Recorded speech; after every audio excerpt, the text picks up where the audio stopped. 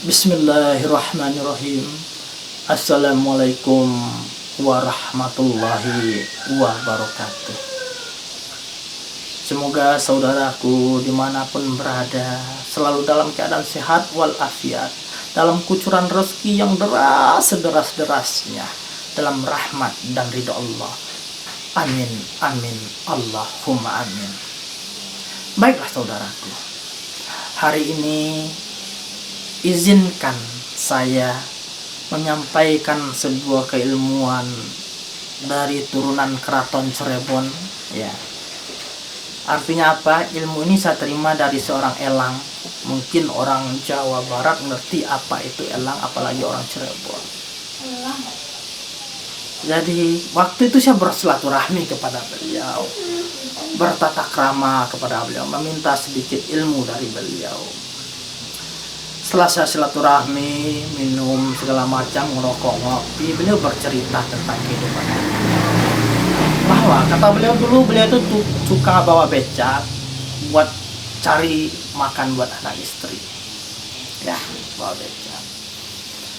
Akhirnya beliau mencoba mengamalkan sebuah doa atau sebuah kalimat, ya. Gimana kehidupan beliau itu benar-benar berubah, ya, gimana kehidupan beliau itu benar-benar berubah.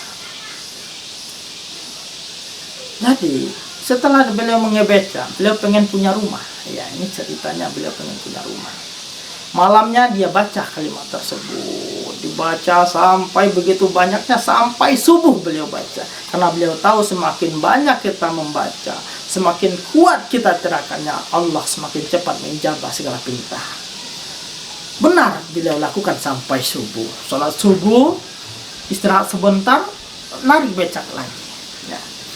Narik becak, tahu-taunya, ya, setelah ngantar seorang anak gadis, kata beliau alamatnya di Rawamerta, Karawang. Beliau pulang. Tahunya di becak tersebut ada tas, ya, ada tas. Setelah beliau buka, ternyata di dalam tas itu uang sekitar 60 juta. Artinya apa? Selain Allah mengabulkan pinta beliau tadi meminta uang buat bikin rumah, tapi beliau juga diuji keamanahannya. Ada uang di atas becak, entah milik siapa. Beliau merenung, ya Allah, aku benar meminta uang, tapi tidak sebanyak ini, ya Allah. Aku cuma butuh uang buat bikin rumah. Waktu itu tahun 70-an. Artinya tahun 70-an kalau 60 juta itu udah berapa duit itu. Beliau minta kepada Allah cuma 3 juta buat bikin rumah. Tapi uang yang hadir di becaknya 60 juta.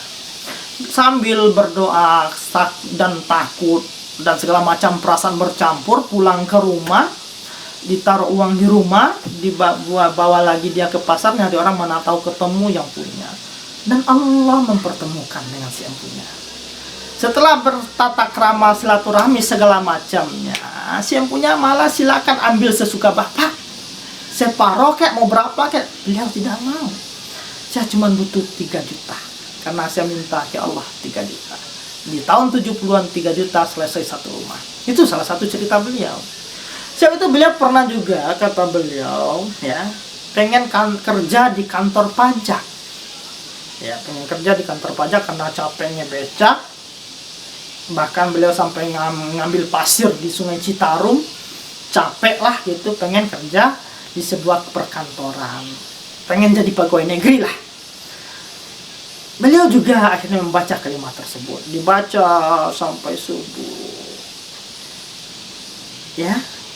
Kata beliau kepada saya, beliau akhirnya luluslah di salah satu kantor pemerintahan, kantor perpajakan. Dan alhamdulillah sekarang beliau pensiunan kantor pajak, di rumah sehari-hari tinggal ngaji, zikir, sholat, karena udah uang mah udah ada, kehidupannya mah udah luar biasa.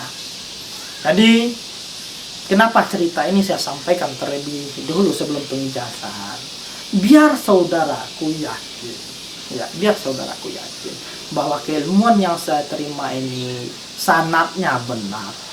Nama beliau Bapak Sa'aji, ya, Bapak Sa'aji, ya. Beliau murid Semaot Cianjur. dan beliau salah satu elang atau turunan keraton Cirebon. Sebenarnya banyak ilmu yang lain beliau ijazahkan, tapi hari ini saya ijazahkan tentang masalah meminta uang kepada Allah dari hal yang tak terduga. Setelah beliau sholat 2 rakaat, beliau kembali ke saya dan mengijazahkan. Saya ijazahkan kalimat ini buat Anda, buat kamu, katanya ke saya. Iya Pak, saya terima. Apa kalimat itu? Ya, artinya kalimat yang diijazahkan guru walaupun berbeda logat atau bahasanya dengan kalimat yang beredar di buku atau majalah atau segala macam, perlu kita ingat ijazahan guru lebih benar. Ya, walaupun kalimatnya berbeda, tapi yakinlah ridho guru, ya ridho guru, ikhlasnya guru itu sangat berfungsi dalam segala keinginan Anda kepada Allah Subhanahu wa Ta'ala. Jadi beliau mengijazahkan kepada saya, kalau kamu butuh uang dalam ukuran yang banyak, kata beliau, atau butuh hajat yang sangat luar biasa mepet, zikirkan kalimat ini dari jam 10 sampai waktu subuh, kata beliau. Ya, benar berat, tapi kalau diukur dengan uang puluhan juta mah nggak berat. Diukur mah dengan lulusnya kerja di sebuah kantor mah nggak berat. Tapi beratlah bagi orang-orang yang suka instan, akhirnya terjeblos atau masuk dalam dunia-dunia kepalsuan, ditipu dan segala macam. Baiklah, semoga saudaraku tajrib ilmu ini, bermanfaat ilmu ini. Bahkan saudaraku sila telapak tangan tengadah di atas lutut.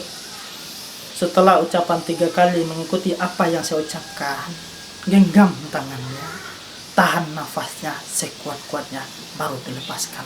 Semoga tajrib. Bismillahirrahmanirrahim.